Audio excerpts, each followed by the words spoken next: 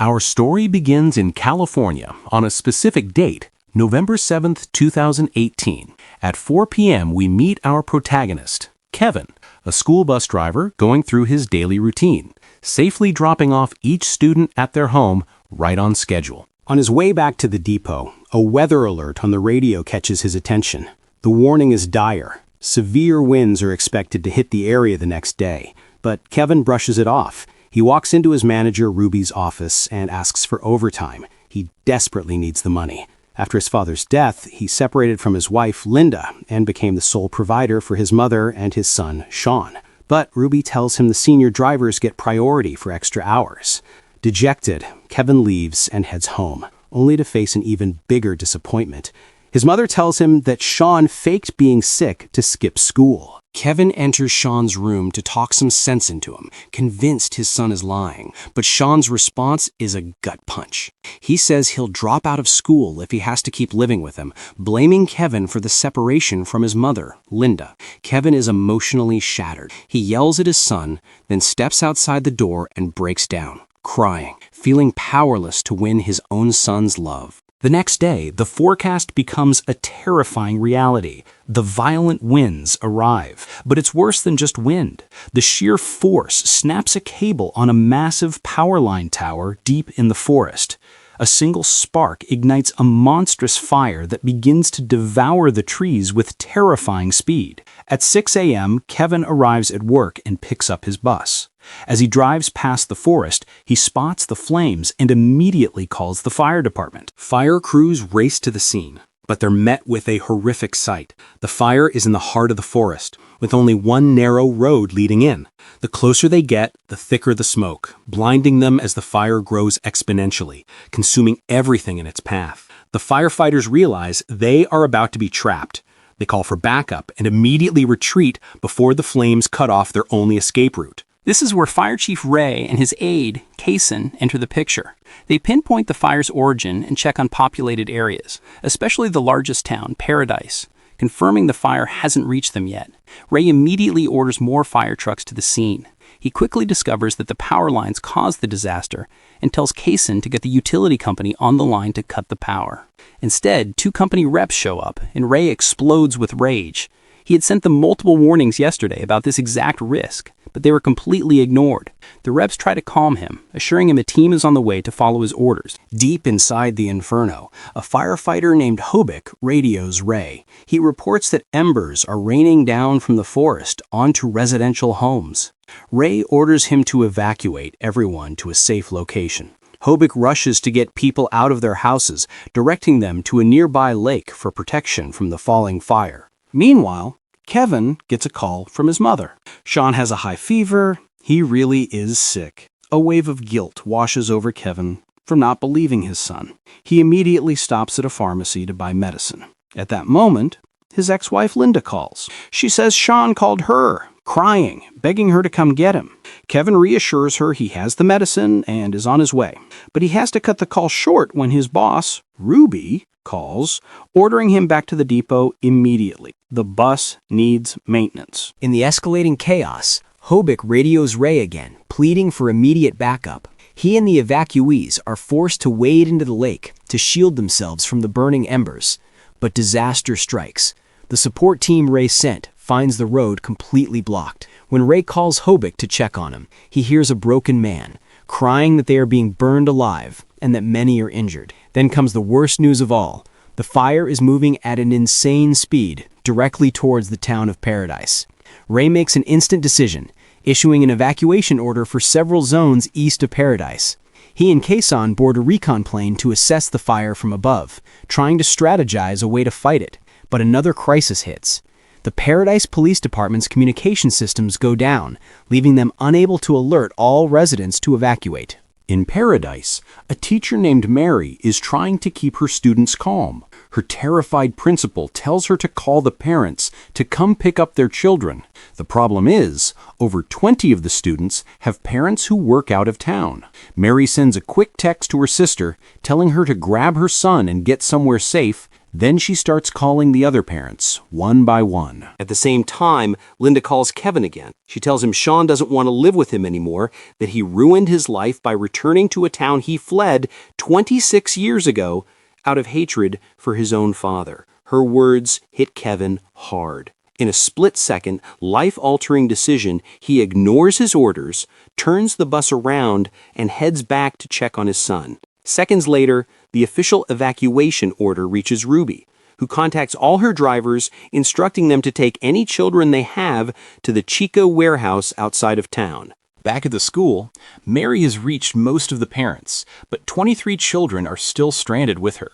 She calls Ruby, requesting a driver to take them to Paradise Elementary, where their parents are supposed to be waiting. Ruby checks her driver's locations. They're all out of town, except for Kevin, who is still within the school's vicinity. And here, Kevin makes the bravest decision of his life. He's going to save these kids.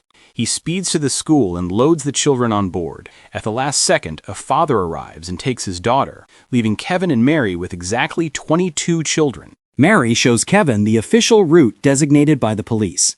Kevin tries to argue that it will be a traffic nightmare, but Mary insists on following the rules. He reluctantly agrees. Meanwhile, Ray holds an emergency meeting with police, the army, and a rep from the power company. The rep offers his help, but Ray only wants one thing: cut the power to the entire town. I'll handle the rest. Then, all communication networks across the town go dead. On the road, Kevin is stuck in a massive traffic jam, just as he predicted. Without a second thought, he makes a bold move, swinging the bus around to take an alternate route he thinks will be faster. But it's no use. That road is also completely gridlocked. As they wait, trapped, Kevin and Mary share a quiet moment, admitting their fear for their own children, but making a pact to face death itself to save the 22 kids in their care. Kevin's patience runs out. He gets off the bus to talk to a traffic cop, who tells him the road is blocked to let fire trucks pass in the opposite direction. Kevin tells Mary to take the wheel. He then gets out and starts directing traffic himself, clearing a path for his bus and the emergency vehicles. He succeeds. For a brief moment, he and Mary are overjoyed, believing their mission is almost over. But their joy turns to horror when they arrive at Paradise Elementary. The school is completely engulfed in flames. There's no one there. They stand in shock, with no idea what to do next.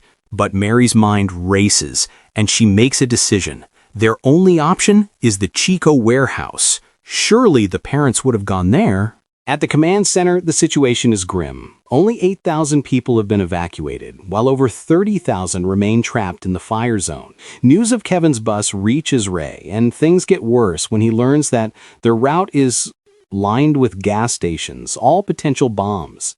To make matters worse, power poles are still falling, spreading the fire. Enraged, Ray confronts the power company rep, realizing the power was never fully cut. He screams at him to shut it down now. Inside the bus, Kevin and Mary look at the map. There are only two ways to Chico. The first is Neil Road, a treacherous mountain pass. The second is Skyway. Seems to be the safer bet. Kevin heads for it immediately, but suddenly embers ignite the power lines above them. Wires snap and poles crash down onto the cars below, causing massive explosions. With incredible skill, Kevin swerves around the falling debris, only to find the end of the road blocked by a solid wall of fire. In a moment of desperation, Mary spots a small opening in the flames. She points, and Kevin floors it, gunning the engine and bursting through the fire trap to safety. Realizing Skyway is a death trap, Kevin decides to risk it all on the dangerous mountain pass, Neil Road. But as they drive, smoke from the fire begins to seep into the bus through the AC vents, and the children start to choke. Kevin is forced to turn it off, even though the heat outside is unbearable. Seconds later, a little girl gasps for air, begging for water. But there isn't a single drop on the bus. Kevin pulls up to an abandoned gas station and decides to make a run for it, to find water for the girl. But Mary insists on going instead, risking her life so he can stay with the children in case of an explosion. Mary gets out, and then the unthinkable happens. The intense heat causes the underground fuel tanks to erupt. The fuel lines begin to explode, one after another, in a terrifying chain reaction. Terrified for Mary, Kevin runs out to find her and sees her sprinting in panic. He helps her back onto the bus and they speed away, miraculously dodging the relentless explosions.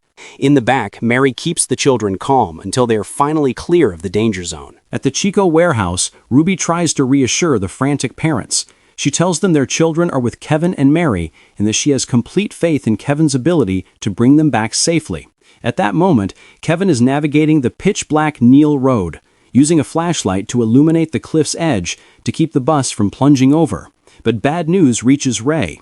Neil Road is at high risk for new fires from the falling embers, and it's impossible to send them any help. Kevin and his passengers are completely on their own. He discovers this harsh reality for himself when he sees people running towards them, screaming that the road ahead is blocked by fire. Kevin has to see for himself. He climbs a hill and is met with an apocalyptic view. They are literally surrounded by fire on all sides. There is no escape. He decides their only chance is to wait for a miracle inside the bus. To protect the children for as long as possible, he rips his own shirt into pieces, which Mary soaks in water and places over the children's mouths to help them breathe. At command, Kaysen tells Ray the situation is out of control. They need to shift focus from fighting the fire to saving lives. Ray agrees. He holds a press conference and announces that saving people is now their only priority. Before he finishes, he sends a powerful message stating that the fires get worse every year and that the cause is human greed, specifically corporate greed. Trapped in the bus, Kevin and Mary talk about their lives. Mary says she loves Paradise so much she's only left twice because it's the only place she feels safe. But Kevin's relationship with the town is more complicated. He ran away on his 16th birthday after a brutal fight with his father, vowing never to return. He stayed away for 26 years, only coming back when his mother called to say his father was dying. But he was too late. His father was already gone. He decided to stay for his mother, which led to his separation from Linda, and he took Sean to raise. He admits to Mary that the same conflicts he had with his father are now repeating with his son. And in a moment of painful honesty, he confesses that the only reason he took on this rescue mission was to look like a hero in his son's eyes. Suddenly, embers ignite the trees around them. Kevin and Mary rush outside in a futile attempt to fight the flames, but within seconds, the entire area is on fire. Kevin runs back to the bus to get them out, but the engine won't start. He quickly gets underneath to fix it, while Mary frantically turns the key again and again until finally the engine roars to life. Kevin slams the accelerator, driving them straight through the heart of the inferno as the terrified children scream. In that moment, they were all certain this was the end. But then, a miracle. They break through the wall of fire and finally arrive safely in Chico. Parents run to their children in a tearful, joyous reunion. Mary tells everyone that Kevin is the hero who saved them all and thanks him from the bottom of her heart. Then she spots her own son and sister in the crowd and runs to them, overwhelmed with emotion. Kevin walks over to Ruby and hands her the bus keys. "I think it might need some maintenance," he jokes. He then looks for his mother and Sean, but only finds his mom, who tells him that Linda took Sean and left. Days later, Ray and his team finally extinguish the fire.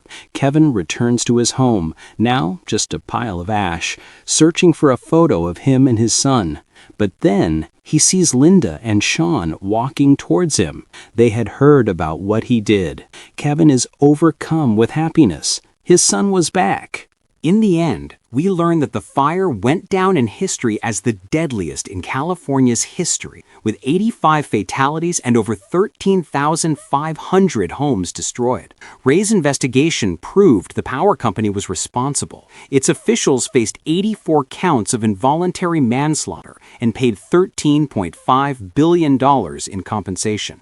As for Kevin, he found a new purpose and became a teacher at a school in Chico. And Mary? She let go of her fear and decided to start a new life of adventure far beyond Paradise. And the film ends.